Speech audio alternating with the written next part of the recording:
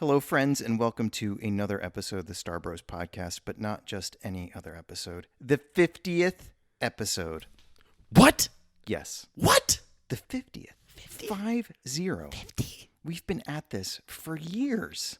Two of them. Almost. Not quite. I have a joke for you. Okay. Why do they call it a back to tank? All I have is the number 50 stuck in my head, so I have no idea. Tell me now. Because it brings you back to life. Oh, that's so good. I found that on Reddit, and you know what the top comment was? What's that? Misa no like this joke. You know what the second top comment was? Misa too? Yusa in the big doo-doo now.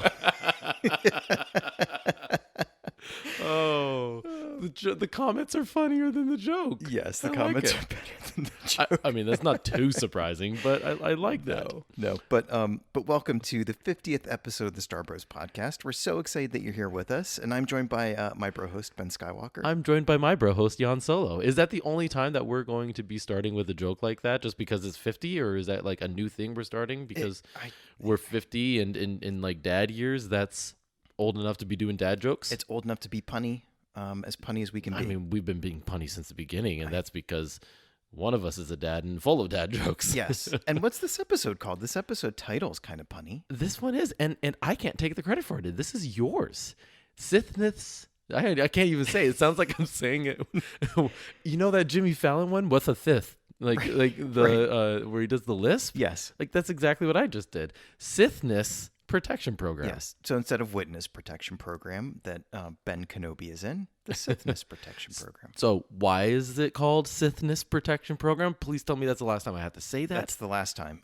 We are going to be talking about parts 1, 2, and 3 of Kenobi. Yes. So we've seen part 4 because we're recording this right after, but we're going to do our next episode. That's going to be parts 4, 5, and 6. So we're just going to stick to the first half of the series at this point. Trying to respect those who may be listening to this as soon as it comes out on a Friday and hasn't seen it yet and still wants to talk about the other 3 that they have seen. Yes. So we're going to keep it spoiler free for those folks, even though most people probably listening to this have already listened to it. So we'll give you our reactions to it. Yeah.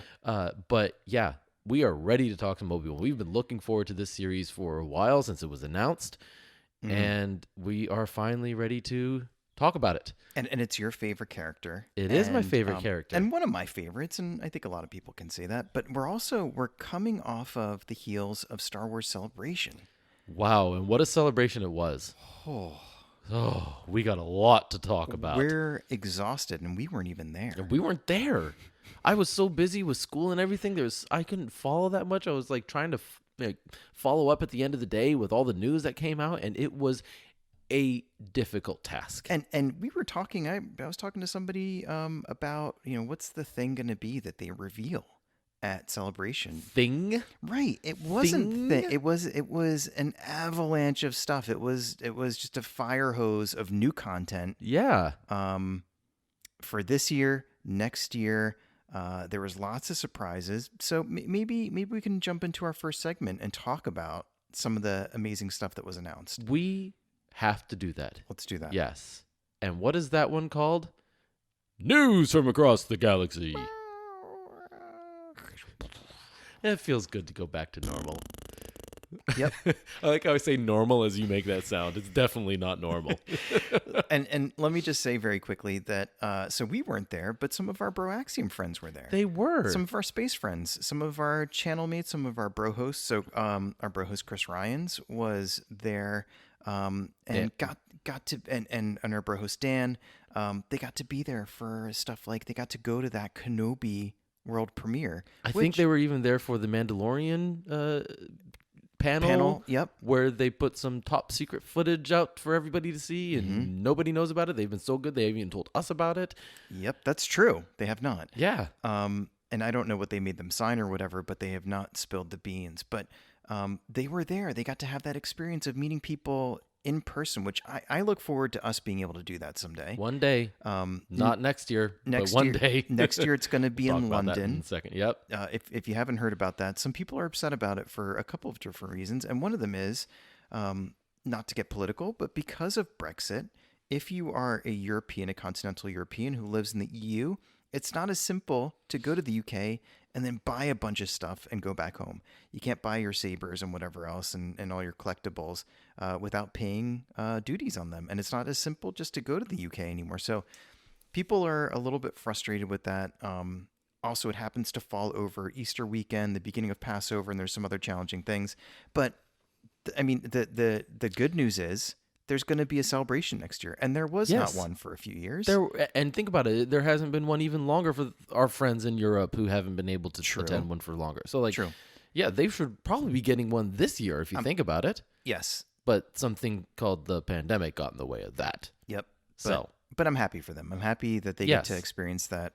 But yeah, so our friends got to go to this year's celebration. They came home with the Pringle cans and everything else, and they got to be in that big room, that like arena room, to watch the first 2 episodes of Kenobi, and nobody knew until that night. And the cool part about it was they said that everyone just fell silent and watched. Like, I imagine people, when you see the trailers, like, people are jumping over each other and like going nuts.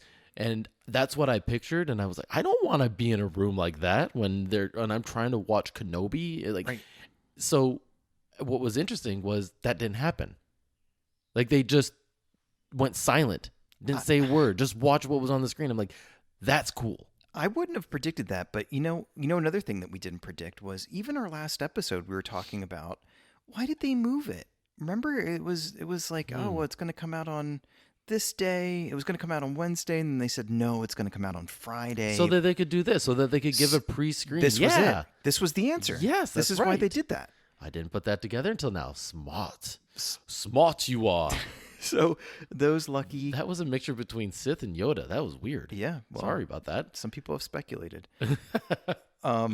But what a cool experience that must have been for those guys. We hope to join them someday. But in the meantime, we're just super happy for you if you got to be there. And we're happy for us because we get new Star Wars stuff forever, it seems like. It seems like it. So, well, 2 things. 1, if you want to hear how our BROAXIUM friends reacted, what they thought of it, the experience that they had, make sure to go and watch Shooting the Poodoo from last Sunday. What was that? I don't even know. It was like the first one in June 2022. Yep.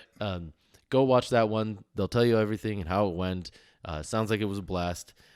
Second thing, let's just go rapid fire through all the news. And before we do, if you want like a crazy video to watch that gives you the rapid fire of this, watch the Star Wars Weekly with Kristen Baver just for 4 minutes trying to fit in everything that happened as they were tearing down the stage and everything. She like fits it all in and is speaking lightning fast while doing it. It's nuts.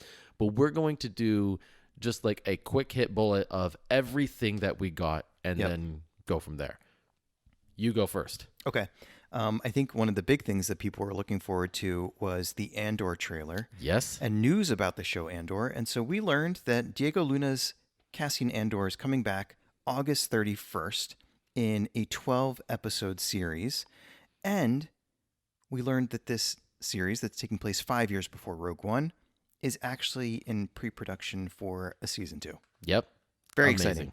Next, Jedi Survivor, the sequel to the famous and very popular Jedi Fallen Order video game, was announced. There was a trailer for it. It sounds like it will come out sometime in 2023. And the down factor for some of us, not for all of us, some of us, is that it will only be on next-gen consoles. Yeah. So PS5 for me. I actually didn't catch that the first time I heard it. So. I don't think they were that big about it. It's really? They found out after the fact. Okay. All right. That's anyway, don't quote me on that. Next. The Ahsoka first look teased a couple of our favorite characters from Rebels. So we got to see a live-action Chopper roll across the stage, but it also teased Sabine, Hera, and Ezra is on a mural in the background, so we may get to see him as well, and that whole cast. Yeah. Good thing to look forward to. You already mentioned this one. Celebration 2023 was announced, and it is going to be in London. No surprise there. We kind of all speculated it would be somewhere else. Maybe surprised by Brexit, like you said. But, that's another next piece of news. Yep.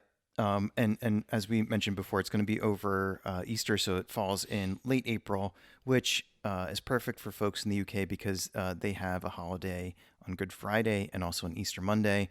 And this year's celebration, or next year, the celebration will be a little bit different in that it'll run Friday to Monday rather than I think it was Thursday to Sunday this year. Star Wars Skeleton Crew announced for 2023 with the well-known actor Jude Law, who I don't think has been in any Star Wars stuff. Am I wrong? Nope. So another well-known actor joining the Star Wars ranks. Skeleton Crew, not really sure the entire gist of it or the vibe of it, but it follows a group of 10-year-old kids who are lost somewhere in the galaxy and trying to find their way home. It takes place just after Return of the Jedi. Perfect. Next, Visions. Did you like the first one? Get ready for your second dose. We did. We can't wait to talk about it some more in spring 2023. Yeah, I think more specifically February, if I'm not mistaken. Volume 2 of Visions. I'm excited for that. Yes. Also, at that time, boy, are we getting spoiled next year. The Mandalorian Season 3 will premiere in February of 2023. Don't have to wait as long as some people thought we were. That's awesome. Yep. Again, no footage on that for the public, but some for those that attended. Tales of the Jedi, a 6-part animated short series featuring some very well-known Jedi, such as Ahsoka, Qui-Gon, which will be voiced by Liam Neeson. I think some people were surprised to hear that. And Dooku. Oh. We will be getting a little bit of a mini-series. And the only quote that Filoni really gave us as a teaser to that was, 2 paths and 2 choices. Make of that what you will. Sounds interesting. Yes. Tantalizing. Next, we have The Bad Batch Season 2 confirmed 2 things for us. Yes. The release window, we haven't nailed down a date, but we know it's going to be this fall 2022. And then according to IGN, one of the things that they called out in their headline was, and they also confirmed that there's going to be a Wookiee Jedi. Yeah, there was in the trailer, right? In the trailer. Oh, yeah. But we don't know who that is. There's a lot of speculation, but that's for another day. I mean, everyone watching that was like, Buryaga, please, Buryaga. That would be cool. Right? I mean, they just had Buryaga flashbacks. But, Yep. Anyway, we won't talk about that. That's spoilery for High Republic. True. Next, is that it for Bad Batch? That's it for Bad Batch. Yep. A Yoda comic miniseries. So just like Oh. we're getting the Obi-Wan miniseries right now, we'll get a comic of Yoda, and this one will be written by Kevin Scott. You know, that one guy that has written a lot of stuff that's made people cry. Jody Hauser and Mark Guggenheim. Oh, cool. So look forward to that. We'll probably be covering it in the quick shots, Very my cool. guess. Yes, we definitely will. Next, maybe a little bit of a departure from some of the series and games and things like that. Lego announced a BD1, and it's currently up for pre-order now. So That looked cool. Yeah, it looks really cool.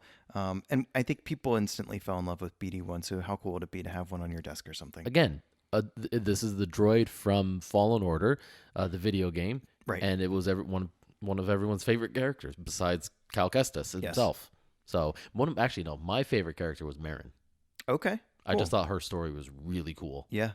As like the last Night Sister. So yeah. So that was definitely very cool. yes. Is it my turn now? It's your turn. Okay. Please. Young Jedi Adventurer.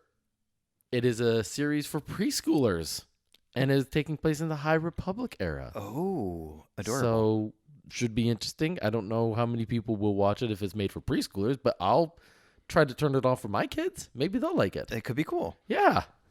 We're Here's getting down to the end, guys. Yeah, here's one that I think your kids will be excited about. I'm excited about, but I feel like this one kind of got lost. Like I haven't heard as much about this one, but you know how they had the Lego Life Day special and the Lego Halloween. Yeah. This summer, August 5th on Disney Plus, we will premiere Lego Star Wars Summer Vacation.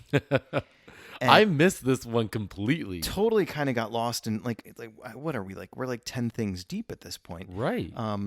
But so basically it is all about some of the sequel trilogy folks. So you got Rose, Rey, Finn, and Poe, they're going on vacation after defeating Palpatine, and then there's going to be some type of complication. But one of the things that I'm really excited about is Weird Al Yankovic voices somebody. What? Yes. That's very fitting. That's so fitting. So this is going to come out a little bit later on towards the end of the summer. The poster is great. The poster is just like a sunset, like it's a Tatooine sunset, I guess, because there's two suns, and it's on the beach, and there's a beach ball, but it's actually the Death Star, and the tagline is "This summer will be fully operational." It sounds great. If it's like anything like the other ones, it's just going to be a lot of fun. Perfect. Yes, and my kids will love that because they really liked the Life Day one. I don't think they like the Halloween one as much. They're not really into spooky stuff, you know. I'm kind of the same way. I get that. I get it, but they really liked the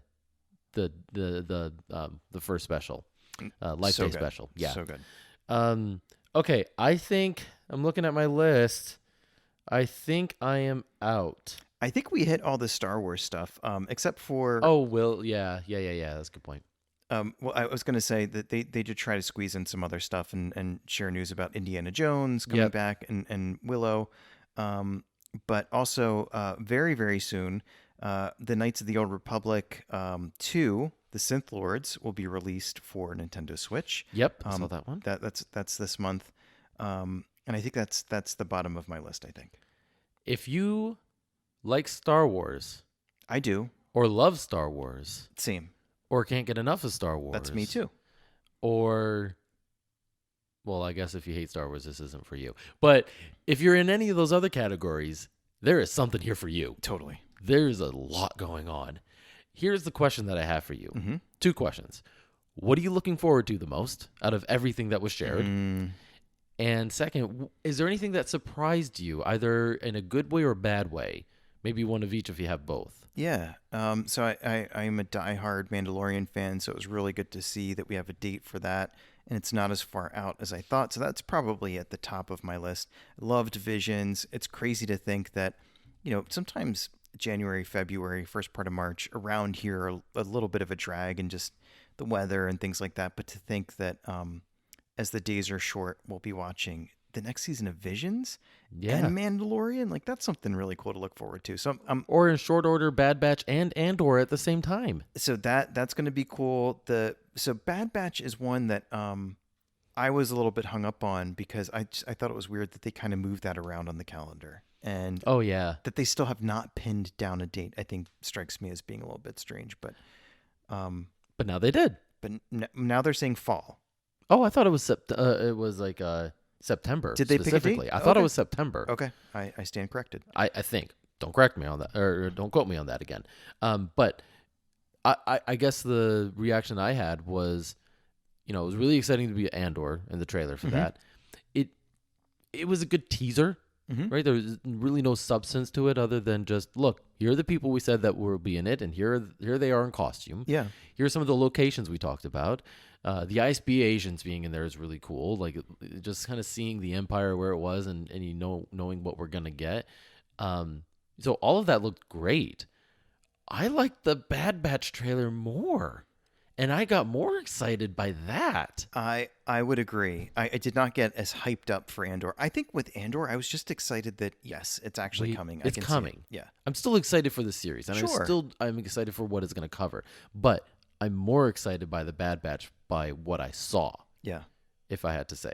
Wookiee Jedi. Wookiee Jedi being Omega looked great. You know, like just to see all of them back. Like it just, that first season was really cool and special. And like each one of those characters were unique. And I loved that. And just seeing them in short order like that, just back to back to back, like let's show you them all again, seeing Omega with the, the bow and arrow. Yes. All of that just struck me. Yeah. And so I got really excited seeing that. So I'm looking forward to that the most. Cool. Other question. Anything that surprised you, good or bad? I don't think anything negative. I mean, I was a little bit overwhelmed with just the amount of content. Like I said, I was kind of expecting like what's going to be the big thing for Celebration this year. And I think it was a series of things. I think the big thing was the tidal wave of different stuff that they are giving us. But no, I think negative impressions or no. I think if anything, I'm a little bit bummed that the next celebration is going to be so far away and hard to get to. But, Yeah. But I think it's fair to kind of give other people a chance to get. And who knows? The year after, it might be in Orlando and somewhere easy to get to for us. I hope it's. Well, I just hope it's in Philly. That's literally what I hope. Like down the street, somewhere I can go home at night. But at the same time, I think we have a cool spot for one. I don't know if it's up to the standards that they need it to be in terms of a convention center. But it hosts a Comic-Con. What's wrong with that? So this is where you hear Morgan Freeman's voice go, "It was not up to standard." Fair point, Morgan. And I would love to have it here too, and I would love to have that shorter commute, but that's not going to happen. Fine, whatever. But we're gonna go to Comic-Con in New York City this fall. I was waiting. I was gonna give you that. Yes. So that's our news. Yeah. We are going to New York Comic-Con, one day only. If you want to meet us, Saturday, right? We're gonna be there Saturday. So New York Comic-Con is taking place in October this year. We're gonna be there. I think it's 4 days. We're gonna be there the Saturday, and we're working on a couple things. So we're gonna try to bring some comic books. We're gonna try to bring some stickers and some fun stuff.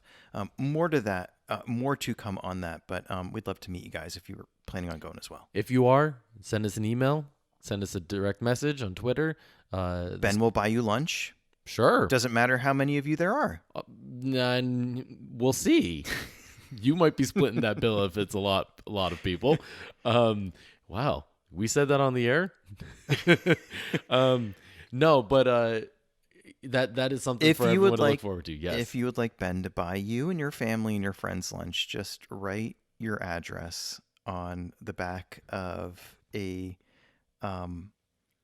Ferrari, California, 1967, a red one. Keep going. I'm just waiting for you to be done. I'm done. Okay. It's so funny you said that because my brother Jerome gave us me kind of. It was a bit of both. A present, a PS5. What? Uh-huh. You're kidding. I'm not kidding. What? He gave us one. What? Huh? He gave us. It's a box. And it's written to the Star Bros from Jerome on the box. What's in it? Absolutely nothing. But the best part was he went around everywhere to find a box just so he could bring it to us. And it's absolutely amazing. Here's the problem. I forgot it at my house. That's okay. So you're going to have to get it the next time we record. Oh, I can't wait to see this. But I had to get your reaction on the air at least. Oh my gosh. So, Jerome. I know. It's hilarious. It was probably the best prank ever in the history of Star Wars fans. I love that. Oh, I can't wait to see this. Thank you so much. Yes. Jerome. Thank you, Jerome, for the good laugh, if anything. Oh my goodness. All right. I think we're out of news. Yep. Is that possible? We've had longer news segments on other podcasts. Well, we did rapid fire. We were very efficient with our time. We were very efficient because we got to get to this Obi-Wan stuff. Yep. Okay. So what's this segment called? This one's called More to the Story. Dun, dun, dun, dun. And again, we're going to be covering parts 1, 2, and 3 of the long-anticipated Obi-Wan Kenobi. Yes. Full of spoilers, so please, if you have not seen it and you don't want the episode spoiled for you, maybe pause it here and come back after you've watched. And with that, let's spoil everything. Let's spoil it all. Wow. This series has been something else. Emotionally, it's been something else. I don't think I was ready for the emotional toll that it would take me through. That was probably the biggest surprise. But everything else, there's some great surprises, especially in this first episode that we'll get to. Lots to cover. And maybe we can begin with an amazing fan theory that I found. Oh, yeah. You said you wanted to share this, so go ahead. I wanted to share this like literally all day long since I found it this morning. Okay, go. So I'll give credit to Chaz364 on Reddit, who posted this on the Star Wars subreddit, and it didn't get a whole lot of heat or traction, and I'm a little bit surprised because I think this guy Chaz is right on the money. Are you sure it's not Filoni? or It someone. could be. Deborah Chow, just here. It could be Trapper Wolf. I don't know. Yeah. But the theory, so the headline is my theory on how the Kenobi show is set the same as the movies. And here's what this person means. So we had an episode a while ago where we talked about how George Lucas liked this idea of, I forget what they called it. It was like ring structure storytelling, where like it's kind of circles back around. You see the same things kind of happen to different characters to reinforce themes, things like that. Yeah. And this is kind of along those lines. And so he's saying that there's a really strong correlation between some of the things that you see in each part, each episode, and a one of the original movies, episodes 1 through 3, and then we can presume that this will carry on. Okay. So, episode 1, Phantom Menace, part 1 of Kenobi, we see a young Luke kind of pretending he's driving a pod racer, which we see in the Phantom Menace. Okay. We see Leia using a body double or a decoy, Yes. the same way that we see Padme Okay. doing it. So there's a couple examples there. Attack of the Clones. Many of the iconic things that people remember, the death sticks, stuff like that, that happens in like that neon underworld Yeah. of Coruscant. And in part 2, we go into the neon underworld. Mm-hmm. And then in part 3, there is a battle around fire between Obi-Wan and Anakin. Okay. And there are more of these things. Yeah, I'm already trying to think of like the part 4 connections to New Hope, if that's where this is continuing. Like, yes, and then you know what this means is potentially in part 6 of Kenobi, we're going to see Ewoks. is that what this means? If that's what happens, that pretty much locks it in. Pretty much. I mean, I thought you were gonna go with part 5. We were gonna get some revelation of a family member we didn't know. I think in part 5, Vader finds out about Luke. No, that's in the comics. Is it? Yeah, Okay. yeah. Well, yeah, it's basically in the comics. Maybe Okay. there's something he does find out, but we'll see what happens. We'll see. But I'm gonna say that's not it. I was thinking something. Well, maybe this, because we will get to this as part of part 2. Mm-hmm. The Grand Inquisitor. Okay. Maybe that's when he returns. Okay. That's my guess. Because if he doesn't return at all this season, I don't think there's going to be a season 2. They haven't built it yet. Right. Then that's a big plot hole in canon that they've got to figure out how to solve for us one day. But I'm hoping they do it as part of this series. I think they've got to. I don't think that they'll leave that hanging. Yeah, that's like my only issue so far. And it's not an issue. It's you did that, so wrap it up. Yeah. Make it canon again. Yeah. Right? Until then, it's a hole in canon. Yeah. So, but again, not a gripe. I'm loving this so far. It's just a observation. Yeah. Okay? Don't fandom menace me. Dude, you don't have to do that. Like I feel like I have to so many times. I know. You know what's amazing to me, by the way, though, is like I know that there's been some real criticism of this show out there, and by real I mean like enthusiastic and consistent. But I haven't really seen it very much.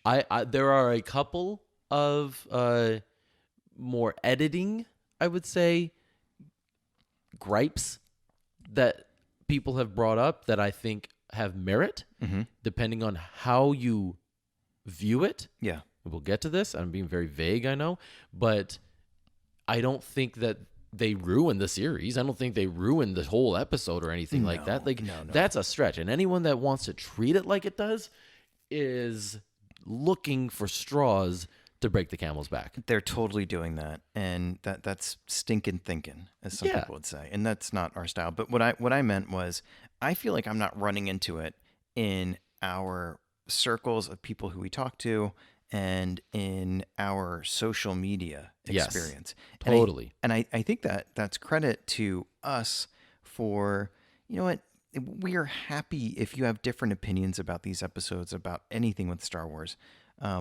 We are not happy to continue to follow you if For example, you're saying really mean things about some little kid who's playing Leia or whatever. Like we just we're No place for this. we're not around for that. We kind of just have no interest in it whatsoever. And so like when I hear stuff like that, where somebody who we know is a fan who is positive and upbeat says like, man, I'm seeing this thing out there.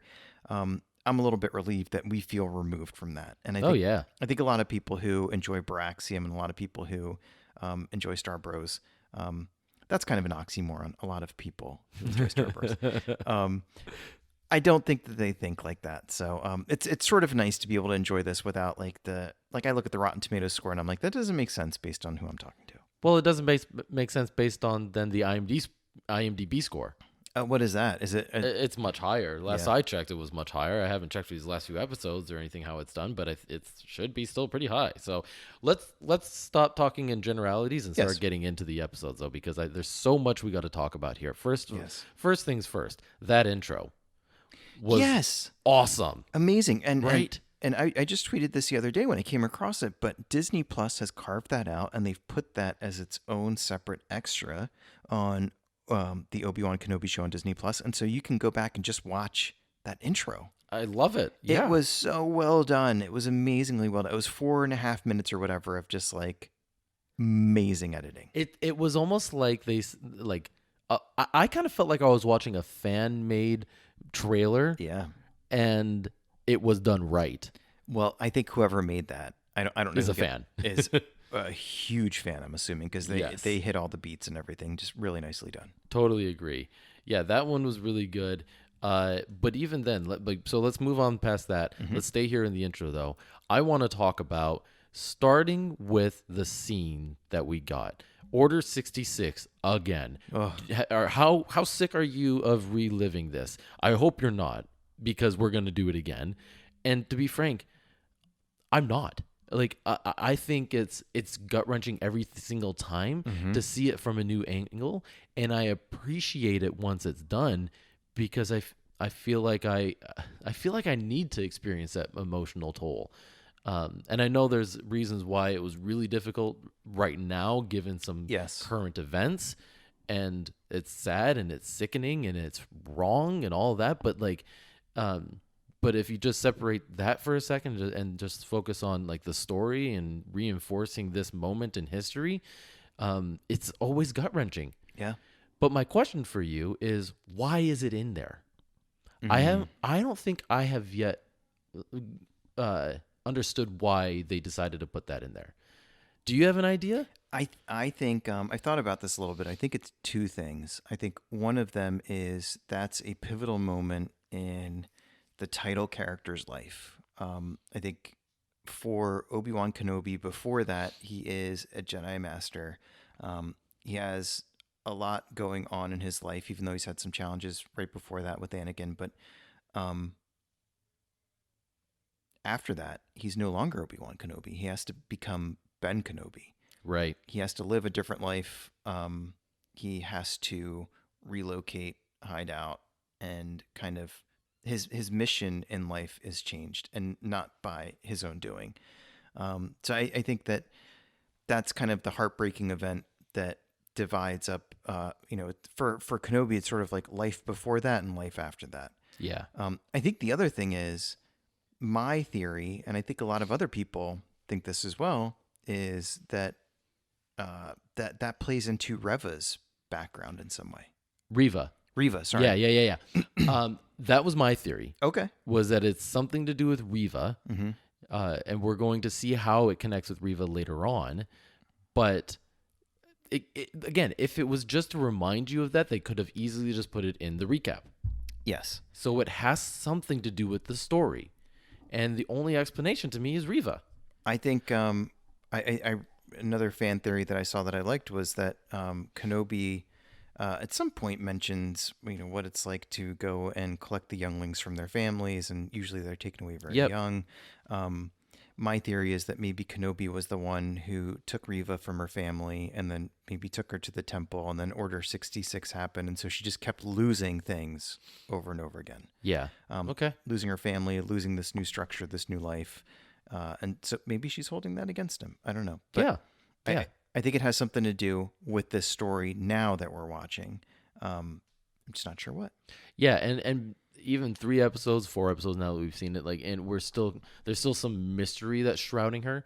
Like, there's stuff we don't know about her backstory that I feel like we're eventually but we're getting pieces at a time, and this was just one piece of that puzzle. Yep. So I still think it connects to her.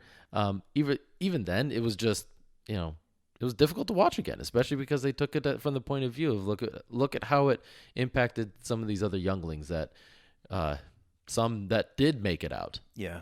Or at least were made to believe they made it out. It's always messed me up, and it's always been the thing of many things where I struggle with the whole idea of Anakin being redeemed. Yeah. It's like after that, he Yeah. gets a pass. Yeah. It's fair. I know that, Leia says there's still good in him, but, that's a lot of bad to do piled on top of that guy. I hate to say it, this was not the first time that he did anything to innocent children. Nope, it was not. No, it was the second time, So, sadly enough. I struggle with his redemption. Yes, understand. I'd love to say let's talk about more positive things, but there's so much dark in all of these. It's a heavy series, and, Yes. and you and I were talking right before the microphones came on about, I think that personally from the very beginning, I think Ewan McGregor's playing this really well, and then he's playing it kind of like there's not a whole lot left in his tank. He's sort of beaten down a little bit and wiped out. And as episodes 1, 2, 3 keep going and there's more action and stuff, it's just like his age is showing a little bit, his frustration in some ways, and maybe he's rusty and things like that. But yeah, it's hard to be uplifted and happy and excited about a lot of this stuff. It's really, really tough. It right is. right from the beginning. There's like bad news right in the beginning of the first episode.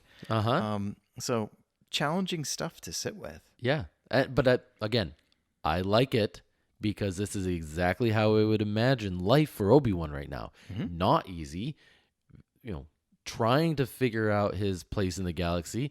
He mentions in this episode that he's kind of let go of the past we lost, and he's moving on, living a normal life. And that's not sitting well with him, I don't think. Do you think he means that? I think deep down he means it, yes. But he quickly finds out that there's another path for him still. But that's the hard part, and we should talk about this. He is trying to still commune. 10 years later, he is still trying to commune with Qui-Gon. He is still trying to fulfill the last mission that Yoda gave him. And 10 years have passed, and he hasn't done it yet. He can't. But he hasn't given up. And he hasn't given up. But is he losing a little bit of faith? Is he losing hope? It could that be. That key hope word. It could be. And that reminds me of a line I heard once about prayer. And the line was, when your prayers aren't answered, it's not that they're not answered. It's just that sometimes the answer is no. Yeah. Yeah.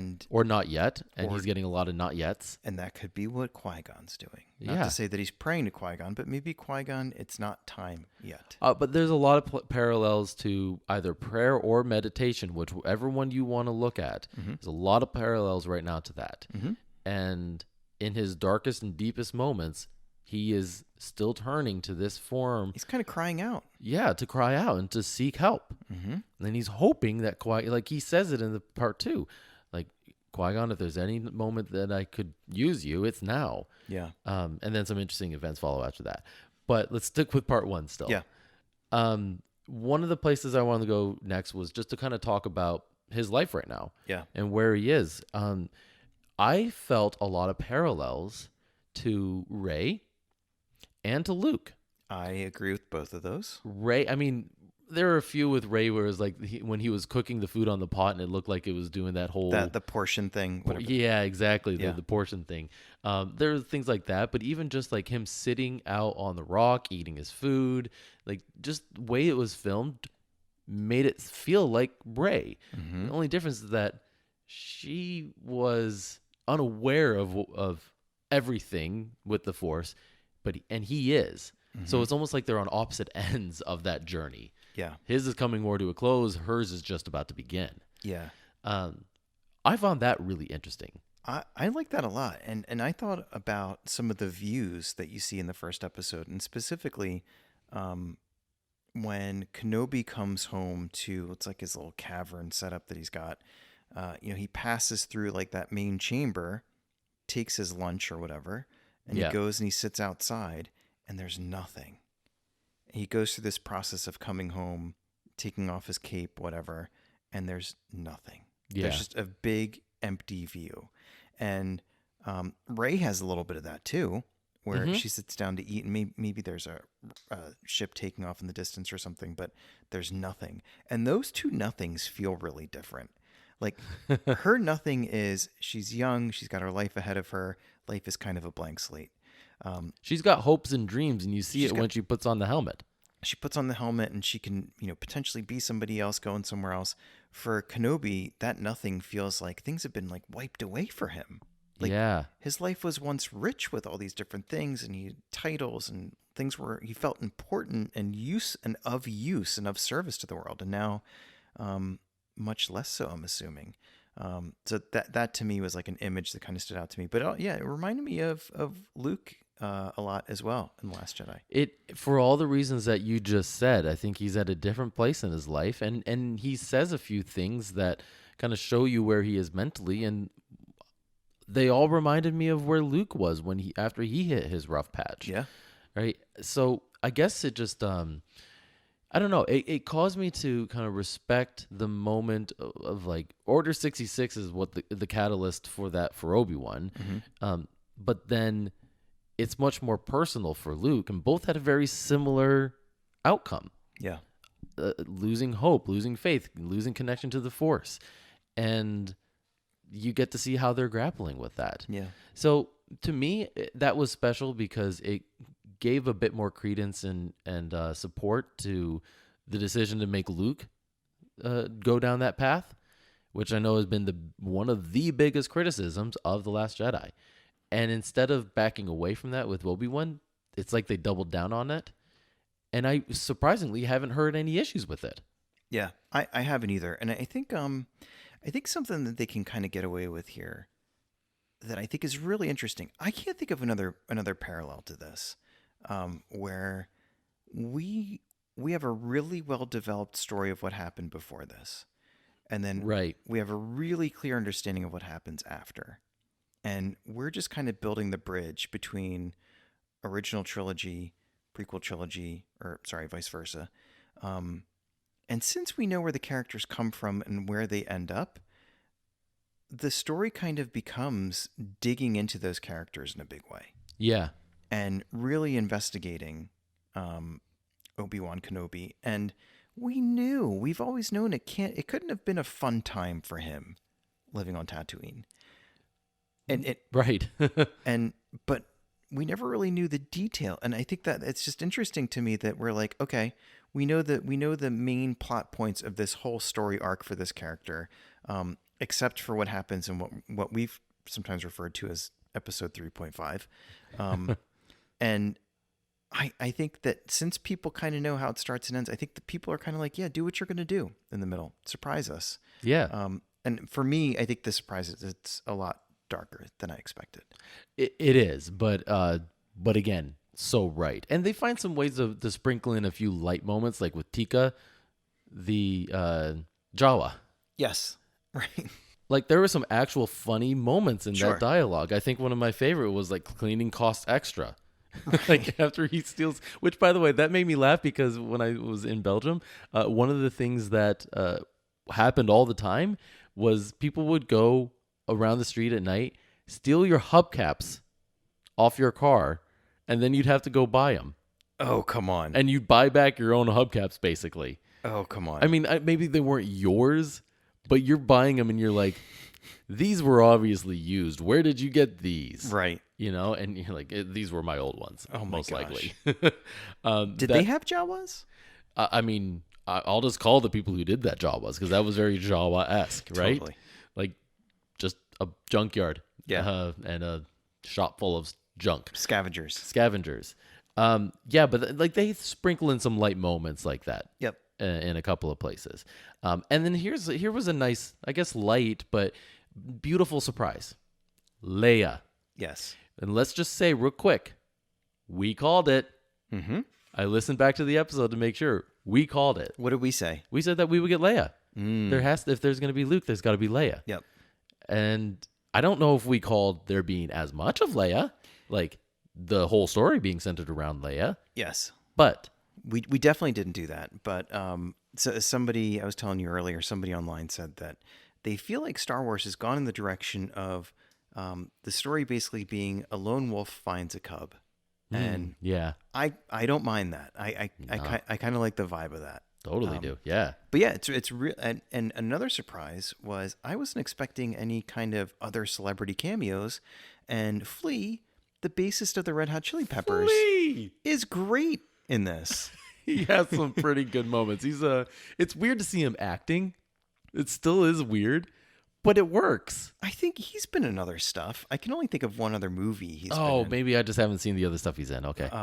But it like instantly recognizable guy, right? Oh, yeah. Like I kept going, where is he from? I know him. I don't know where, but I know him. And then the credits rolled. I went, Flea. There's only one person called Flea. There's only the one.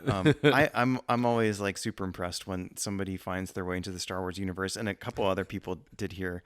Because like that, I feel like that's such a big resume builder. And also, like if Flea was not already a rich rock star, as soon as you're in a Star Wars whatever, you can go to Comic-Con and sign autographs the rest of your life. Yeah, exactly. Like it's like you have an income stream forever. Mm-hmm. Totally.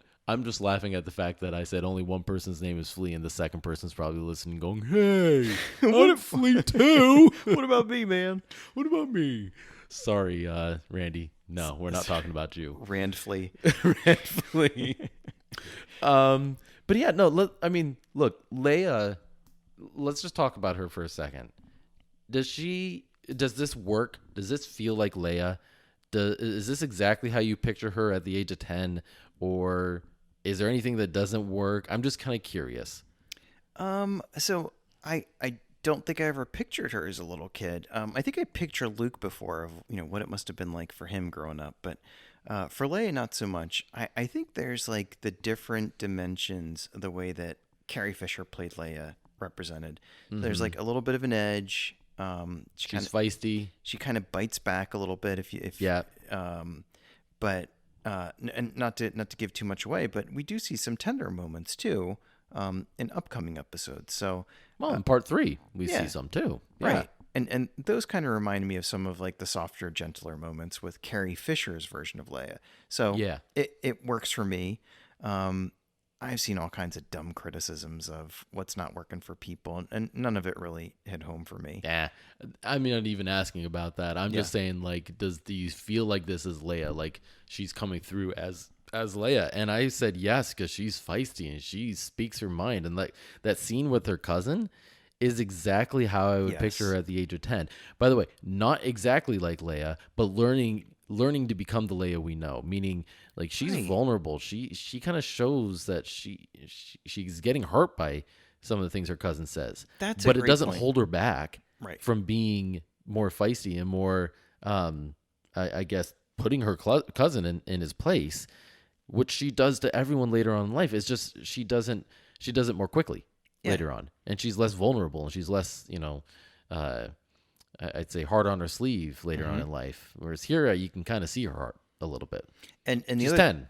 She's very young. And the other thing that you see is her kind of having to live up to the fact that she's a princess from Alderaan. Yeah. And having to and I always thought that must be so weird for kids to grow up in an environment where they have to be part of like adult political things. And you have to be in the parade and wave to people. And we don't act like that because, we're royalty. Like that must be so strange. And I feel like for somebody who's as headstrong and feisty as Leia, like to kind of like bottle that up and pose and wave and like be nice to your cousins, like that must be really tough. Yeah.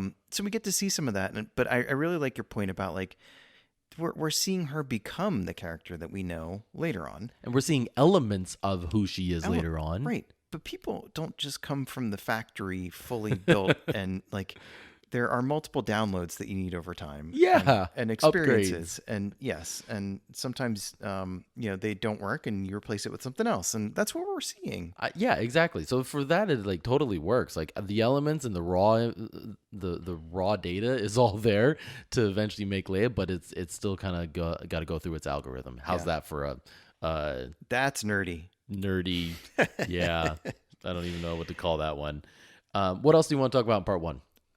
Just the overall vibe, like the sentiment across Tatooine at this point seems to be like the people are miserable, and life is sort of dragging along, and it feels like it couldn't be more dreary. But then the Inquisitors show up, so it's just kind of like gut punch after gut punch. I feel like all the criticism of the Grand Inquisitor in the trailers that we got went out the window as soon as you saw him. As soon as you heard him growl, people got over it. They got over it. Yeah. And they realized he is cool. The delivery of his lines are just spot on. Well done. Very good acting. The Grand Inquisitor really shined. Yeah. Not that the others didn't, but he was the Grand Inquisitor. Yeah. And he showed why. I just loved his lines, the way he hung on his words and slowly pronounced them and fluctuated his voice just right to make it sound like it would stick. I hung on every word because of that. So, just great stuff. That's Rupert Friend. And when we found out that he was going to be in this, I got really excited because I think I mentioned before on the show, I loved watching Homeland, and he played a spy in that, a good guy spy who had PTSD and was very damaged from his experiences out in the field. And I thought he played it so well, and brought all this different complex emotions and stuff like that to it. So when I saw he was going to be in this, what's funny is I assumed that he was going to play a hero and not a villain. And then when I found out he's playing the Grand Inquisitor, I was like, oh yeah, he can do that. Yeah, he could do that too. Hey, I mean, the only thing I really knew him from was Pride and Prejudice, the one with Keira Knightley. Yeah. And I think I told you that. I'm like, my wife loves that, and so I wanted to watch that with her. What was her name? What? What was Keira Knightley's name in Phantom Menace? Oh, Sabe. Yeah. Yeah. Okay. I was like, wait, which Keira Knightley? We're talking about Pride and Prejudice or Star Wars again? So what kind of podcast is this? That's a cool connection. So the Grand Inquisitor was in a movie with Sabe. Yes. Yes. He was the Mr. Wickham. He's kind of Did you like it? Oh yeah, it's fine. It's a good drama, good English drama, right? Which I found out that my brother hates, by the way. English Really? dramas. Yeah. Huh. He's weird. I can call him that because he's my brother. Love you, brother. Jerome. But it's Does he like English comedy? No.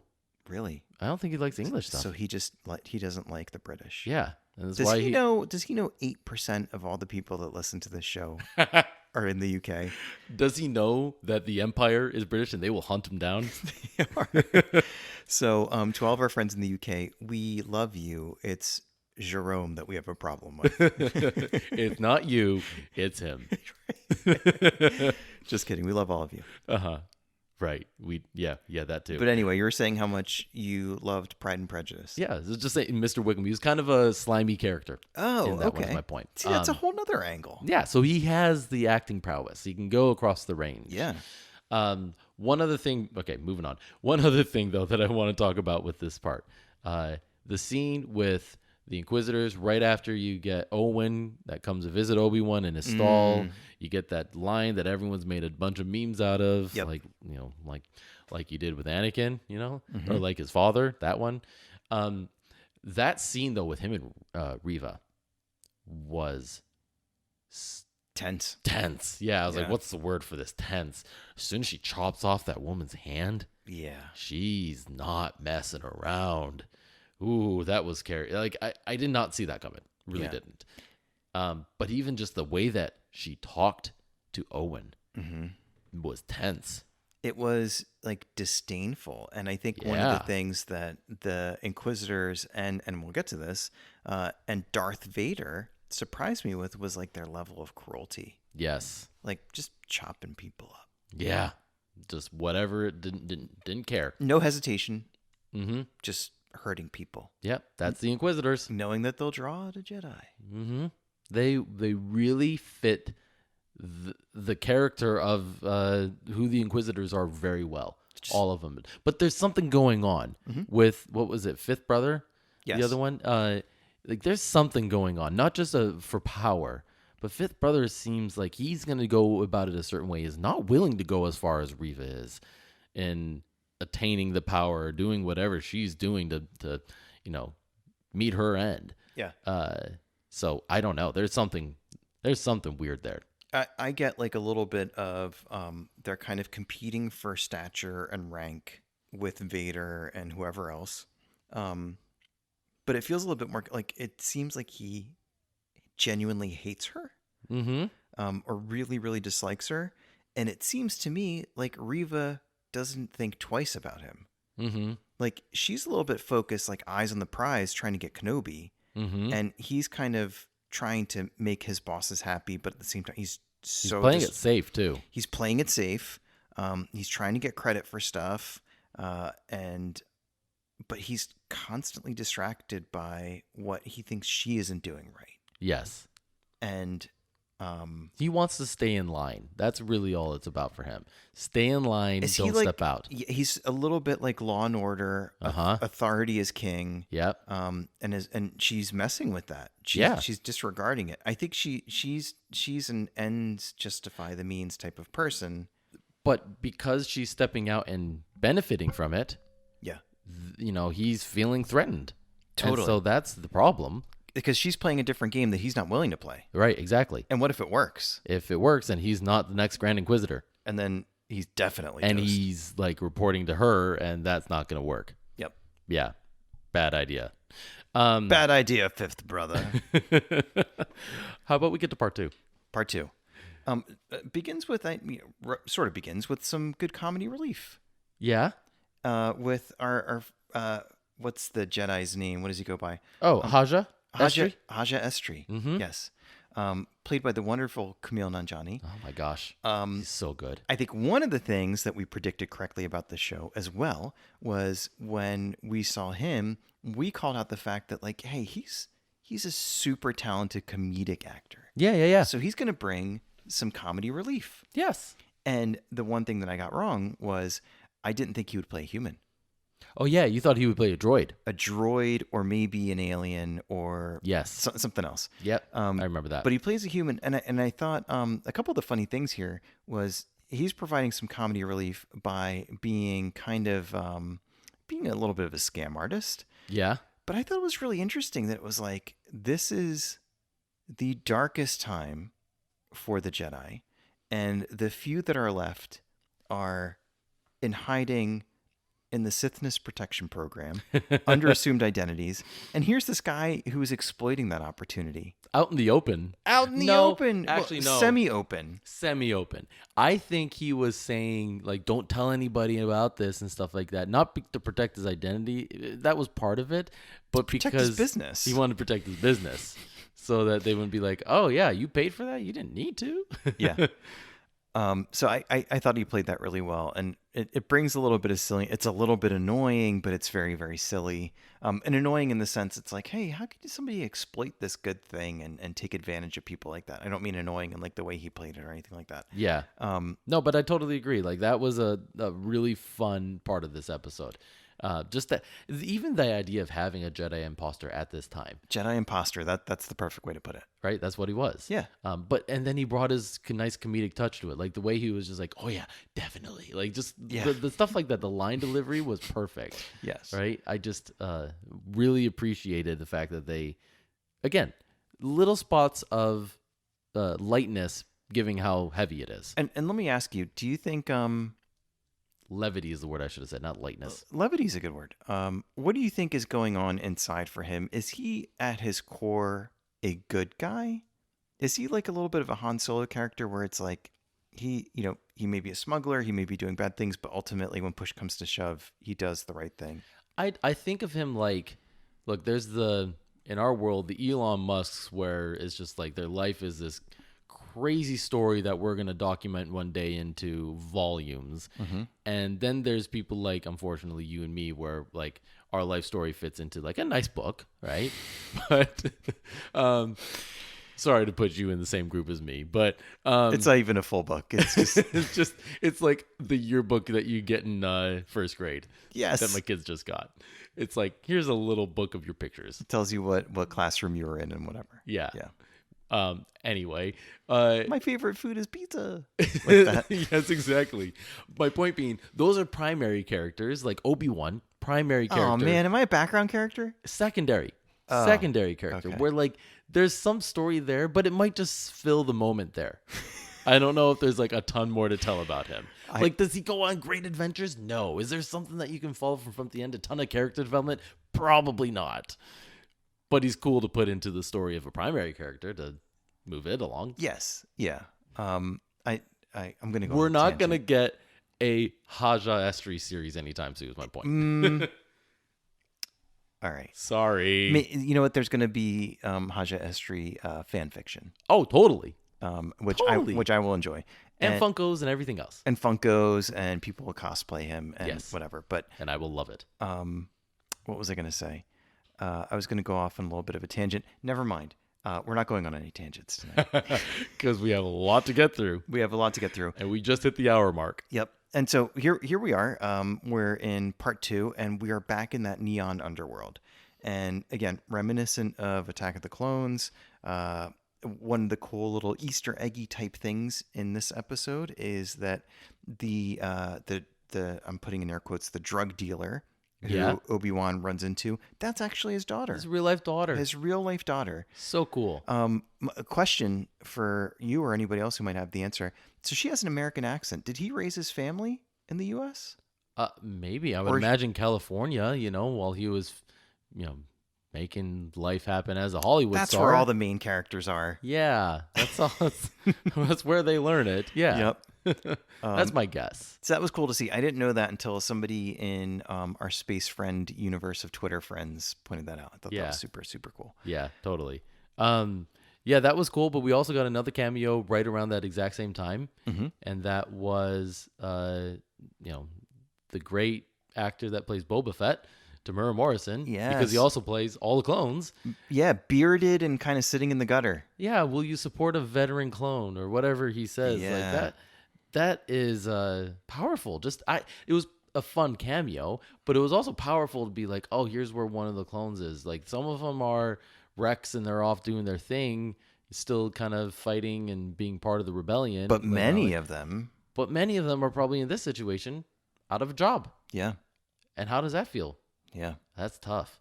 The interesting part for me was that it was right after Obi-Wan asked Qui-Gon and said to his masters, like, if there's any time that you're going to help me, now is the time that I need it. And he sees that clone trooper and then the spice dealer right in a row. Like, that's a weird combo. That's a good point. Yeah. Yeah, that's an interesting point. So he does get some nods from beyond or whatever, but things don't go as smoothly as perhaps he would like. Yeah. From here on out, and he gets himself into some sticky situations, and I think that's sort of a theme throughout this whole thing of like it's endlessly complicated for Obi-Wan. It's not the case that things go right on the first time. Yeah, we have a guest appearance right now too. Yes, that would be Wrigley. That'll be Wrigley. We got it. No, we haven't yet. We haven't. Yeah, we got to work on that. I think there's some other really good parts of this episode we need to talk about. And the other one, look, we're going to go back to Leia. Leia really shines in this one. She was great in the first part. The second part, she's even better. There were some great lines. Like, she was funny. Like, she attacks a Kenobi on the way in, and she's like, "Where's the army?" Then there's a part she's like, "I want to float. Make me float." Mm-hmm. She takes the gloves. And then he has to, like, there are some really good, like, Leia digging in her heels and being Leia moments. Totally. Again, like I said, the raw material is there to make Leia. Yeah. And she's just on display. So I really liked Leia in this episode. I really liked her too. And I guess I didn't predict the complication for Obi-Wan, where not only is he trying to save this kid, but now the kid is just running away from him. Yeah. And just making it that much harder and running into a crowd in a pretty scary place where a kid should not be alone.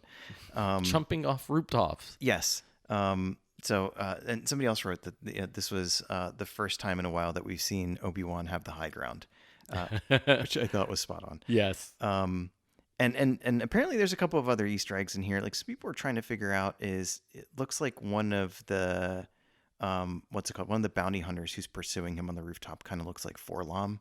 Yes, I wrote Forlom down too. Yeah. So not confirmed, but it sure does. Yeah. So Well, it can't be because Forlom is in Empire, and this droid is shot dead.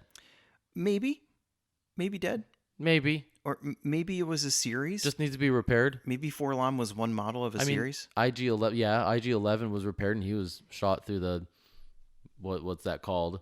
His cabeza. Yeah, but in droid terms, processing board. Yeah. Main processing board. Yep. I don't know. Yeah, so he could come back. Sure, I'll give it that. Yeah. All right, I have a question for you. Sure. Still talking about Leia for a second. Yeah. So there's the part later on in the episode where they're about to board the transport, and Leia is bossing Obi-Wan around. Mm-hmm. Obi-Wan stops in his tracks, and she's like, "What?" And he just goes, "Nothing. You just remind me of someone." She was, and I think he says she was fearless too, and stubborn, and she was a leader, and she died long ago. Who is he talking about? That's my question for you. Who were you thinking of when he said all that? I thought of Padme. I think everyone thought of Padme. But then I got away from that because I thought, wow, there's romantic attachment in his voice. And that's when I went back to the Clone Wars. And what's her name? Satine. I almost said Sabine. Yeah. See, I felt that romantic longing in his voice. Mm-hmm. I think everyone was quick to say Padme. I did not think Padme. I thought Satine. I think he's talking about Padme in the next episode. He is talking about Padme in the next episode, which I thought was really well done. We'll get to that. Very well, yes. But this one is Satine. But that's the. So did you go through the same thing? Did you think Padme at first too, or did you go straight? Originally, I was like, "Oh, Padme," and then I was like, "Wait, let me think about this again." No, that was not Padme. That was Satine. Yeah. Because of exactly what you said. Like, there was a pause as he reflected and smiled on what could have been these beautiful times. And if you think of everything that he said, again, that's why I repeated them. He said she was fearless. She was stubborn. She was a leader. She died long ago. All of that can fit Padme, yes, but it's Satine. It's that longing in his voice that he did not have the same attachment to Padme. It heartbreak. was strong. Yeah. As a friend, it was not what he had with Satine. Yeah. And I love this because this is stuff we got through the Clone Wars, through the animated, much later than all the episodes. And so this is like bringing in everything that's been developed into this character from the animated series and putting it into live action. Yeah. So that was really special to me. I agree. But that's one of the things that I've struggled with a little bit in watching this, because I've been talking about it and watching bits and pieces of it with my wife, who has not seen every bit of Star Wars. Yeah. And I think the payoff in Kenobi is knowing his whole story. And the payoff is greatest for people who have watched Clone Wars, who have seen all the movies, who have seen his character from different angles. Yeah. And then you see all the other stuff coming in, and it's really satisfying. So I think you can follow along still and really enjoy it. And I think it's still a good show if you haven't seen everything. Yeah. But I feel like they've really, it's not fan service, but they've really been true to all the different things that he's gone through. Yeah, exactly. But here's the thing, though. If you listen to that and you think Padme, totally fine. Yeah, it still works. It still works. So it's not like it was delivered in a way that said the only way that you can understand what is happening right now is if you understand Clone Wars. True. So luckily that works in this moment. May not work in every moment, though. Yeah. That's just a lucky. Yeah, that's fair. Haphazard kind of thing. All right, one more thing I want to talk about with this one. Or is there anything else you want to chat about? This particular episode, I think, is where we see how far Reva's ambitions go. Yes. Basically, they have no limit. They have no limit. She will do anything to get Kenobi. Which Yeah. this is where it made me start to question, like, wait, what is it? Is it ambition, or is it personal? I think it's personal. It's gotta be. It's gotta be. There were more tips of the hat in this episode to it being personal than ambition. Yeah. Which is more dangerous. Mm-hmm. When it's personal, there are no limits. When it's just ambition, hopefully, like there are no limits for some people, Mm-hmm. but there's more. It's easier to draw limits after a while. Yeah. Right. But when it's personal, no, everything's off the table. Just like it is for Anakin in this series. Right. True. It's all personal. Yeah. There are no limits. Yeah. He will do what it takes. And Reva's the same. So I feel like But Reva. why? We don't know. What? Obi-Wan must have wronged her. That's the only thing that I can think of. Yeah. We'll find out. But it's very deep. I found it interesting, and some people criticize this, and this is the one thing I wanted. I guess two parts of this. One, the reveal. Mm-hmm. Obi-Wan, Anakin is still alive. Mm. And how that hits him very hard. She's the one to reveal it to him. And a lot of people paused for a second and said, well, how? How would she have known that? Nobody knows that Anakin is Vader. They've kind of made that clear. Like, they tried to break that apart so that nobody knows. And I think there's very few, like, only a couple people that really know. Tarkin was one of them, the Emperor. And then they keep it very low after that. I think she put pieces together from her search to find Organa's connection to Obi-Wan. I think that's a very good call. She found Anakin's connection to Obi-Wan, obviously. Yep. And found some other pieces to the puzzle and put it all together. Yeah. So that's my theory. I think there's something to that. I don't think that, like, she was brought in on that, like that inner circle that you just named. Like, why would Reva be part of that inner circle? She's not that special yet. She's not kind of ranking up with some of the other folks you named. So it's got to be like her own detective work where she's pieced it together. Yeah. Which, again, maybe it goes way back to her being a youngling at the temple, and maybe she saw some parts of Obi-Wan and Anakin's relationship years ago. Mm-hmm. And maybe kind of followed along after the fallout of Order 66. I don't know. Like, I think you're onto something there. We'll find out. We have, for our sake, 3 more episodes to cover, but 2 more episodes to watch, you and I. Yes. We will find out, I am sure, before the end. Yeah. That feels like there's a lot more to cover, but we'll find out. And then the only other thing, she kills the Grand Inquisitor. She runs him through with her lightsaber. Yes.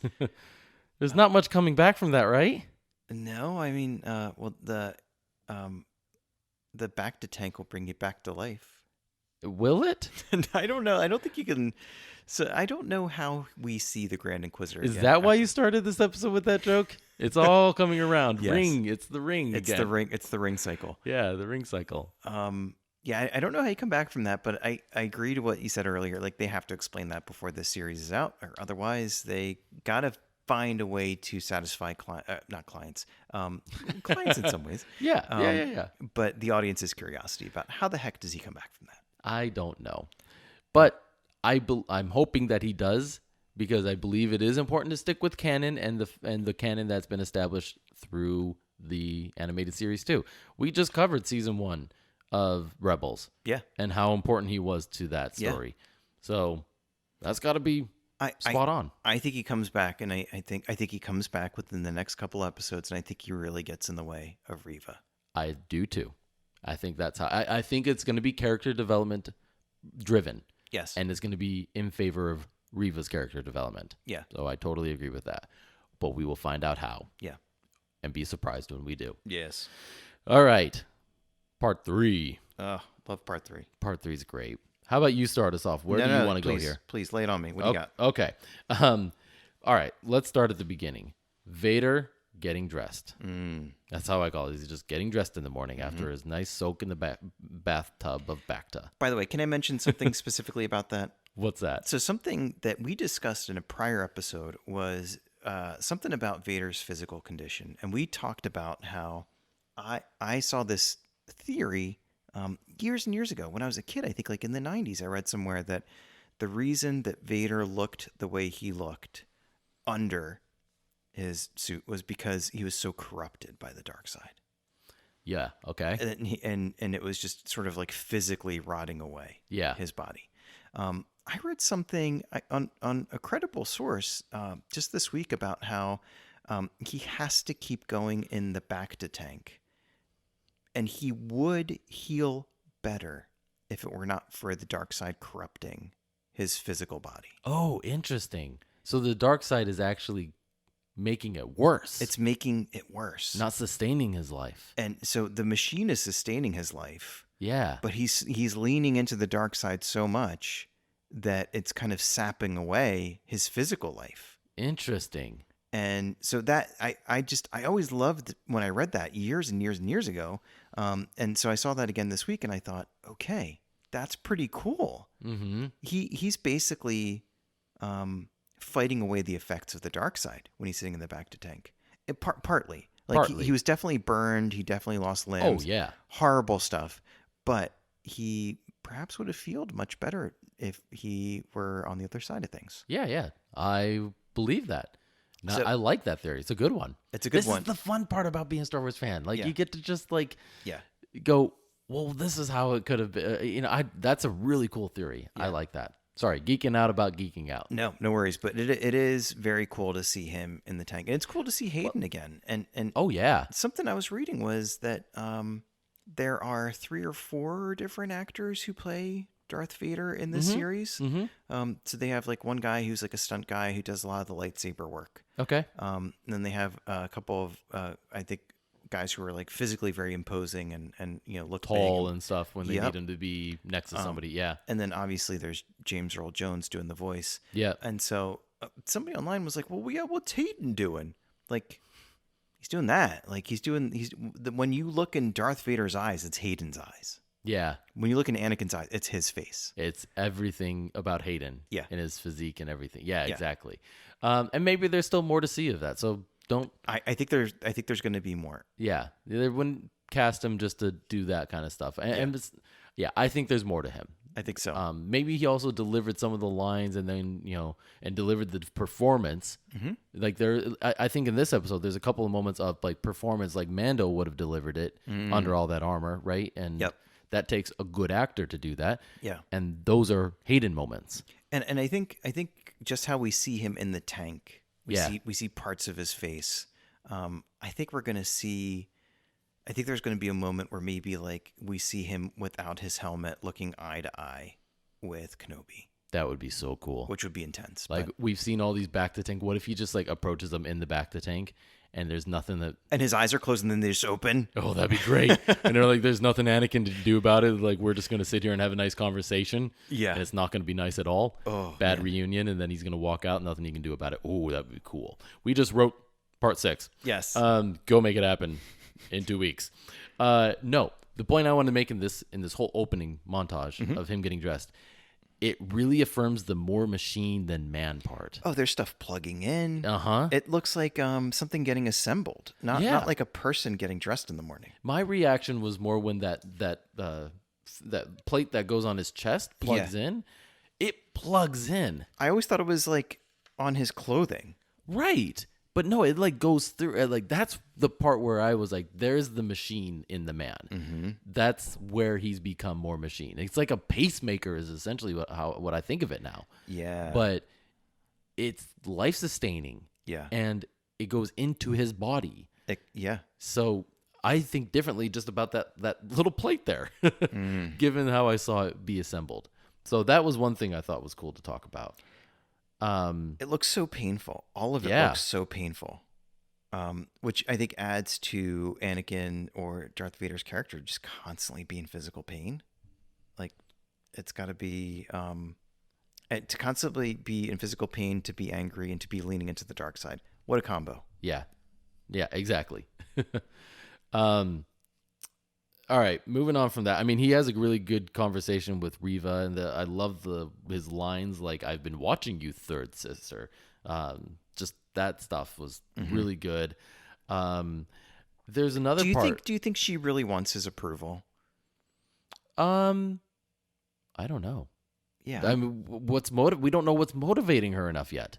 I just it's funny to me how imposing a figure Darth Vader is, and how everybody ultimately figures out that they're going to get force choked if they don't play along. Right. But there are, like, in the original trilogy, there's a lot of people who are like, this guy's like into some weird old religion, and he's got to set people straight. He's got to kind of like establish his authority with people. And something that kind of we're seeing with Riva is, like, it seems like she kind of has her own plan. Like, Totally. she's got her own agenda. But here she is standing right in front of Vader, who could just force choke everybody in the room. Yeah. And she's kind of casually probably going through her list in her head of how she's going to get Kenobi, and not really kind of paying attention to everything he's saying.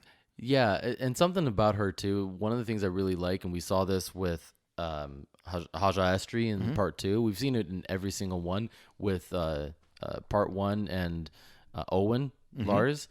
She sees right through people. Every person she comes in contact with, she studies them, she looks at them, she figures everything out she can about them, and doesn't need any dialogue or anything from the other person to make that happen. She can put puzzles on people together instantly. I don't know if she's done it yet on Vader, but maybe that's how she figures out that he's Anakin. Yep. Like, she's a master at this, and she does it with everybody. Yeah. In fact, that strengthens my theory that she's just playing mosaic theory and all this and putting the puzzle together on Anakin. I like that. But that's a very good skill that she has. Yeah. How do we get back on Riva? I don't know. She's that good. But that's okay. No, the part I wanted to talk about, Obi-Wan's description of the Force. What does she say? Or what does he say, I mean? Have you ever been scared of the dark? Yeah. How does it feel when the light comes on? Yeah. That's what the Force feels like. And I love that. I'm still reading the Charles Soule book. What is it? You're going right where I wanted. Perfect. Keep going. Yeah. So one of the things that's been introduced, at least to me, in the High Republic is they describe, and I think Charles Soule was the first one to do it, at least in the chronological order of these books, describe how the different Jedi kind of would name the Force, like how they would describe it. And Avar Kriss is the first example in the book that I can recall where she talks about the song of the Force and how she hears the song.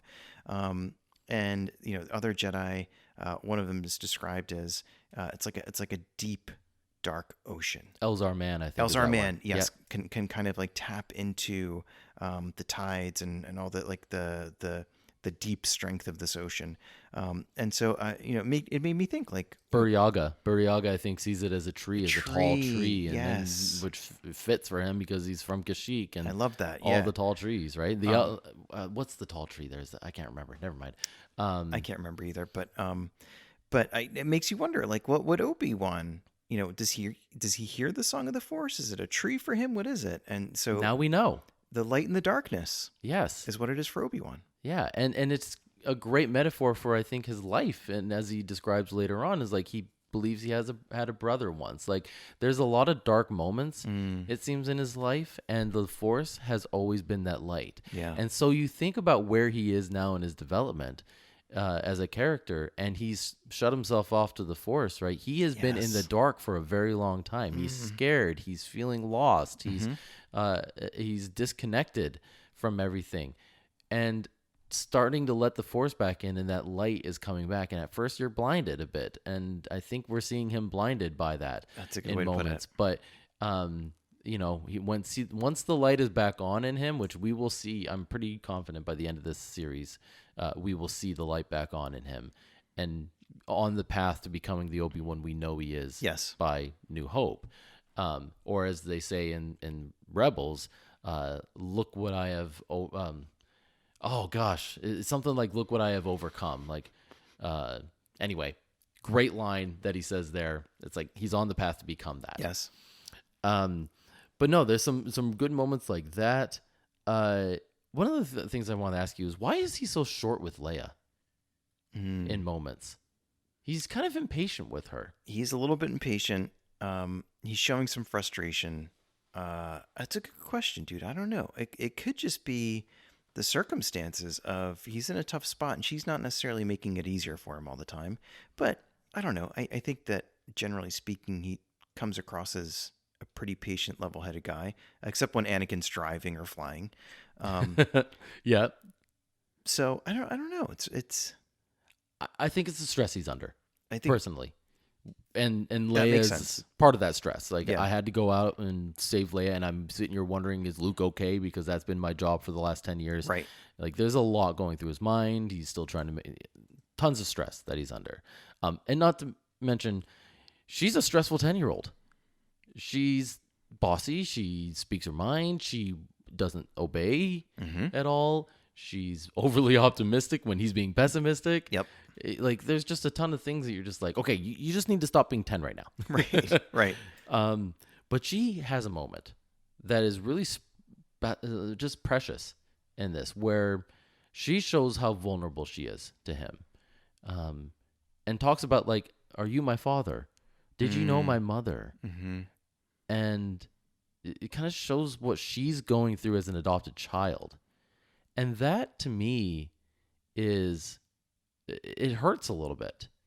And maybe it's because, like, I don't know, people who come from those backgrounds, or who come from, like, broken families and all that kind of stuff, like, you can kind of see and feel for them and understand what they're going through. But I don't know if I ever painted Leia in that light. Like, I didn't know if she understood, like, she was adopted. She does, and it's clear in this moment. And I think one of the things that we don't really see with Leia in later on is, like, that doubt and insecurity of, like, who am I? And I think that vulnerability is on display here, as it usually is with kids. Like, kids don't really put up as much of a facade as adults learn to do. True. But that vulnerability, I think, takes some of the edge off of Obi-Wan's frustration. Yeah. And he's reminded that, she is kind of figuring things out, and she is a child. And I think that begins the bonding for them in some way. And so people might say it's like trauma bonding, like they're going through a lot of crazy stuff together, and a lot of it is life and death. Yeah. But probably the first time she's ever experienced this. Yeah. Growing up on the cushiony world of Alderaan, right? Right. Like, the craziest thing would be, she runs away and climbs up that tree. Yeah. This is a little bit different, but I think that vulnerability and that insecurity, I think, is an endearing moment for Obi-Wan, and I think it takes the edge off, like I said. Yeah, totally agree. Where do you want to go next in this episode? There's a couple of, like, big pieces we got to get to. One funny thing is when they're kind of going through the countryside here. Yeah. They did nothing to make it look anything like Southern California. Like that, I've been on that drive. Like, that's just California. That is just California. And this used to look like, no, it didn't. It's always looked like this. and it's like the Mandalorian episode where Boba Fett shows up. Yep. And it's like, that was just a park. The tragedy in California. Or the tragedy? It was the tragedy. Yeah. It's the one where they take Grogu. Yeah. That was just some park in California. Remember we talked about there's people jogging and they're like, look, cosplayers. That's so silly. Same thing here. Like, obviously they found a pretty secluded spot. Like, there's not like houses on the hills or whatever. Yeah, but, totally. It's just California. Yeah. Or it might be like on the border of Arizona. Or something like that. Yeah. Yeah. So I thought that was kind of funny. Totally. What'd you think of Zach Braff's character? I liked him. Yeah. He was kind of fun. I didn't really know that was Zach Braff at first, and I was excited to see that it was. At first, when I saw Zach Braff's name, I actually thought he was a stormtrooper. Which would have made sense. Mm-hmm. I think there's they a lot do that a lot. They do that a lot. Yep. And sometimes they credit people and sometimes they don't. But I actually saw, I think it was like the day after, I saw on Twitter, somebody posted they took a picture of the TV with their phone and it said Zach Braff. And they tweeted, who is Zach Braff in this? And I didn't know either. So I Googled it. And that's when I found out. And I thought, okay, yes, I can hear his voice. He's the mole guy. Yeah. Mm-hmm. Now that I'm thinking of him. Yeah. But I thought that was an interesting type of character because we haven't seen many characters in Star Wars who are just like, yeah, the Empire, whatever. Like, who doesn't like Law and Order? Like, you don't see a whole lot of that. Yeah. That's what people liked about his character was, yes. Oh, there is a sympathizer or someone who's like in line. Or some people say a bootlicker. That's a term that some Yeah. people use. Yes. But there he is. Like, and you think if the Empire is going to conquer a galaxy, you need a bunch of people who are either indifferent or sympathetic. And so here's one. Bootlicker is much better than the other phrase, Yes. which we won't say. We won't say. I stopped saying it since I've thought about it more. But here's a question. So we've got it on right now, and Obi-Wan and Princess Leia are walking across the hillside, and Obi-Wan has kind of like a weird vision thing where of Anakin. what's Right? that about? It's PTSD. It's trauma manifesting himself in this vision. That's But- how I interpret it. Was it any foreshadowing of like, oh, I'm going to run into him? Not only do I know No. he's alive now, but he's approaching. He's near. Maybe, but by this point, he doesn't know that he's on. What is this planet called again? I can't recall. Oh yeah, it's I want to say like Los Angeles or something. pretty much. He doesn't know he's there, and Anakin doesn't. Vader, whoever you want to call him, right? He's somewhere in between. Mm-hmm. So I think it's just a vision because he's just learned about Anakin's identity and that he's alive, and so he's seeing him places now. I think it's hitting him he's- that hard. He's fearing him. Mm-hmm. He's fearing what has happened, where he is. He doesn't know the state he's in because the last he saw him, he was being burnt. Mm-hmm. So how do you survive that? Is what he's thinking, and what does Yeah. he look like now? All that. So And he's probably feeling guilt and Tons. a bunch of just nasty emotions, and like that's always tough when there's like a negative emotion mixed with something like relief. Like there's got to be on some level him thinking like, oh well, I'm glad that he did live. There's somebody I cared about tremendously. And, right. to think that he's still out there walking around is probably a little bit of relief to him. I don't know because he knows where he was, like what he had done at that point. I think he's feeling guilt for sure, but I don't think he's Maybe he's feeling a little bit of relief for the fact that I didn't kill him. maybe. Yeah. I don't know. Maybe I could see that. But whatever it is, it's probably a really unpleasant like stomach ache of crazy emotions. He's got a ton of emotions going through his mind right now. Yeah. Again, this is rock bottom for him. Yeah. By the way, like this is going to be as bad as it gets for Obi-Wan, and hopefully it gets better from here. Yeah. He finds hope again. He finds a reason to be on Tatooine. He finds purpose in the training, and that's the big thing that I'm like, okay, Qui-Gon, show up. Yeah. You have to just bring that to an end for him. Yeah. And so I'm really hopeful that happens. And they've done enough foreshadowing of it to where if they don't pay it off, that's a huge miss. Yep. So please come back for a season 2 so we can see that. Yeah. But I feel like that's like a whole part, Yeah. or at least part of the part. That sounds weird to say, but it's not called an episode. They're called parts. They are called parts. I was thinking about that too. So the Book of Boba Fett was chapters. That made sense. Yeah. What was the Mandalorian? Chapters. That was chapters too. Yeah. These are parts. It's interesting. I wonder like what Andor's going to be. Yeah. Some Maybe. other ones. Maybe it'll be like we've talked about, like the blacklist. Like, what's the blacklist version of in Star Wars? Maybe it'll be something like that. Something like that. Number 13 is where it starts, and then Yep. it'll just go to like number 121. Yep. 2 more points that we need to talk about in this episode. Yeah. We can talk about the path another time. That was a really interesting concept in this. Let's talk about the hunt. Vader's hunt. Can I mention one thing about the path? Oh, sure. Very quickly. Yeah. So we see the Jedi logo carved into the wall there. Yeah. Somebody today told me, and I haven't verified this, but they said that there's a logo scratched into the wall, which is associated with Cal Kestis's lightsaber. Oh, really? And it's a logo that they used for Cal Kestis's lightsaber at Galaxy's Edge. Oh. So I gotta check that out if that's correct. Deep Easter egg. Yeah. If that's true, that's pretty darn cool. There's been a lot of Easter eggs in this. Yes. Not as like in your face Easter eggs like Book of Boba Fett was. Yep.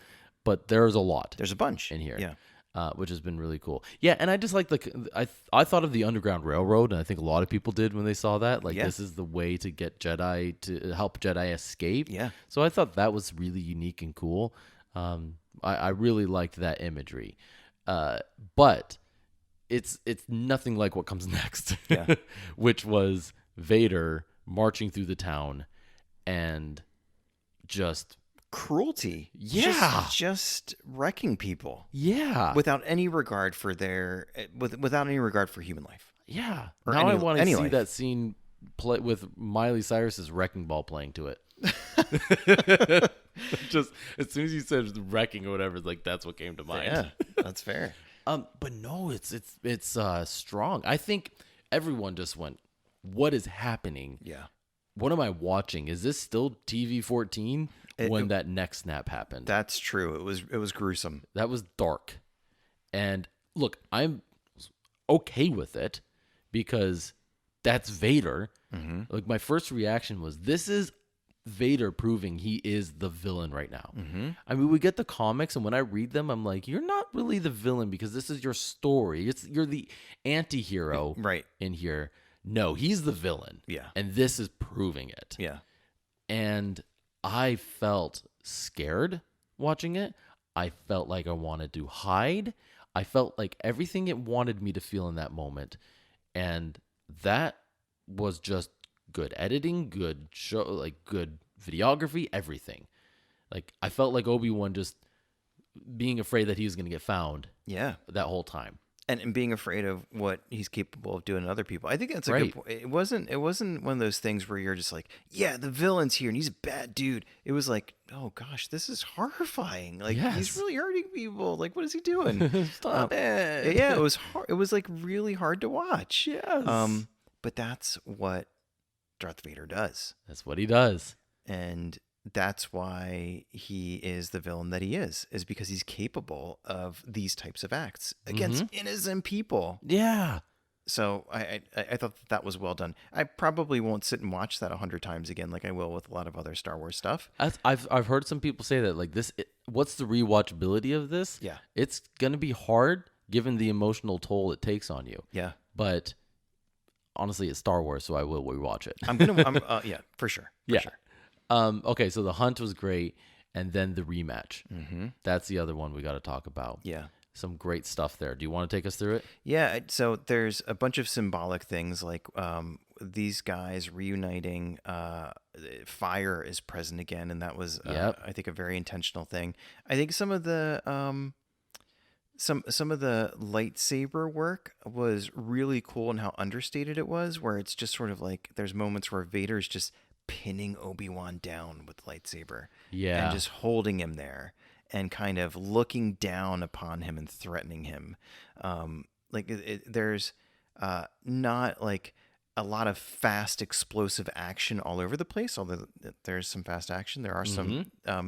It's heavy. It's like dripping with emotion. Yes. Years this has been building up. yeah. Over a decade. For Obi-Wan, it's just living with the guilt for the last 10 years. Yeah. For Anakin, it's living with the desire for revenge. Yeah. You know, it's a completely different experience. Yeah. You know? Sorry, I need a drink of water. That's okay. And Talk, please. Yeah, and Obi-Wan being in a position where this is how the guilt is resolved, that the subject of his guilt potentially is going to kill him. Like, Yeah. what, like all that built, it's kind of a crappy way to end things. This is all within like the last 24 to 48 hours or whatever time has passed. Right. He's not having much time. bad couple days. He's having some really bad days. And not just that, he's really out of shape. And that's what I really liked about this. It got the place where both of these characters are right on the nose. Yeah, that's a very good call. This is not the match we had in Revenge of the Sith, where they were both at their prime, best they could be, most in touch with the Force, and we'll see what happens. This is Darth Vader versus a guy who works in some type of meat cannery. Yeah. Like, Yeah. Who's trying to live the normal life now. Yeah. And he's basically me, who's been sitting in a chair for the last 10 years working, right? That's me. I am Obi-Wan in this situation. But he's just trying to stay alive, and he's trying to get out. He's finding diversions. He's not trying to fight. He only pulls the lightsaber out when he feels like he has to. He does it defensively. Yep. And I think you're right. I think he's trying to slip out of that situation as best he can, and it takes the help of somebody else to help him get out of it. Yeah. But the other thing, Yeah, we need to talk about Tala, but maybe we'll save that for 4. yeah. The other way that I think his cruelty was almost like a little bit too much for me to watch was when he dragged him into the fire. That was rough. And just kind of pinned him in there. A lot of people, and this was the first thought I had, because they were like, wait, why did Vader let him go when the flames went back up? And the answer is he's enjoying the chase. This is cat and mouse for him. Yep. And he really likes being the cat. Yeah. And he's going to play with his food until he's bored. And I think there's also the element of now that he knows that somebody else is helping him out, there's an opportunity to knock out a whole network of people who oppose him in some way. Yeah. So, he wants to get to Kenobi. Kenobi could potentially lead him to some other targets or whatever else. But I think you're right. I think ultimately it's he's kind of relishing this moment. Yeah. He's he's not going to let it go anytime soon. Yeah. Fantastic stuff. I think the last thing I'll say about this, it was very dark and everything, but the last thing I'll say is the line that he delivers. Obi-Wan says, "What have you become?" And Vader's answer, "I am what you have made me." Mm-hmm. This is all on you, Obi-Wan. So if you don't feel guilty enough right now, let me pile it on. Pile it on. Yep. This and you know what? Anakin is right. Yeah. In a way. In a way. Let me use the line from Obi-Wan. From a certain point of view, right, Anakin is right. Right. From a certain point of view, he's also wrong. But yeah. I had to kind of give it to Anakin in that moment and say he's right. Like Obi-Wan did this in a way. Is he wrong for doing it? No. Like, was it in the heat of a battle where it was 2 people, like best one wins? Yeah. And this is the side effect of that. But he, like, this is to Anakin, this is all him. Yep. He is the way he is because of him. And so let Obi-Wan sit with that for a minute. That was tough.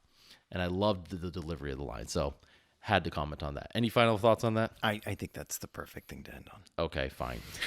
Thank you. I'm like, don't make my crazy thoughts be the last thing people hear. No. I think that's perfect. But so we'll be back in a couple of weeks covering parts 4, 5, and 6. 4, 5, and 6. Which, if the prophecy holds true, will follow the path of A New Hope, Empire Strikes Back, and Return of the Jedi. Yeah.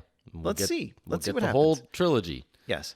But in the meantime, please connect with us on our social media. Our Twitter today just crossed 600 followers, Woohoo! Which is awesome. We're at Star Bros Podcast on Twitter. Yes, thank you to everybody who follows us. If you'd like, we'd love to hear your thoughts on either stuff that just came up at Star Wars Celebration or something you're excited about in Kenobi, or some observations from any one of the chapters. And you can email us at thestarwarspodcast@gmail.com. And please, if you enjoy the show, maybe leave a review on Spotify or wherever you listen, and let people know what you think. Yeah. And always don't hesitate to reach out to us with other stuff too, whether it be Star Wars Lego stuff you're excited about, video games, whatever it is. We're happy to connect and talk about it. But from the bottom of our hearts, we thank you for making it to the end of this episode and for listening at all. For listening to any of the previous 50 episodes that we've put together. Any of them. Thank you for listening. Thank you for being with us. If you've been with us for all 50 episodes and your name is not, well, I won't say names, but you're not my wife or my brother or someone related to me, thank you for that too. Yes. No, it means a lot. Reach out and let us know. We really want to hear back from you. Good points on the reviews. Please leave us a review. We read one recently that was really genuinely good and made our day. Not one that was like just so glowing, like thanks for the 5 stars. Like we really wanted that, like an honest review that worked for us. Or like that's what we were going after. So thank you. We don't know who that was. If that was you, please reach out to us. so that we can say thank you personally. Send you a t-shirt. Yeah, exactly. On that note, what would you like to say in closing? Is it my turn to say something? Yes, it is. I guess there's only one thing I can say. I don't know it, so you need to tell me. It's a wrap! Yay! 50 times. 50 times.